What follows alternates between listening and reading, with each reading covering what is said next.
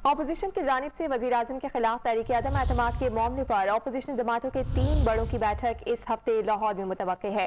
मौलाना फजलुर रहमान, आसिफ अली जरदारी और शहबाज शरीफ एक मरतबा फिर हुकूमत गिराने के लिए सर जोड़ेंगे। इस मुलाकात से मुतालिक मजीद तफसीलात जानने के लिए बात करेंगे डॉन न्यूज़ के नुमाइंदे अदनान शेख से। अदनान, बताएगा मुलाकात कब तक मुतवक्किल है?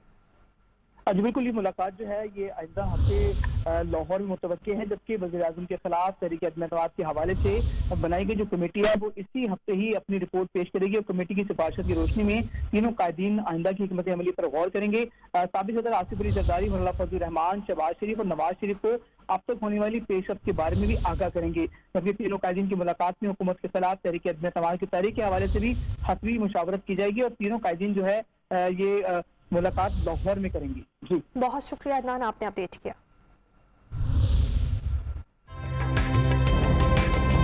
ताज़ा तरीन वीडियोस के लिए हमारा YouTube चैनल सब्सक्राइब करके बेल आइकन प्रेस करिए ताकि आपको मिले हर अपडेट सबसे पहले।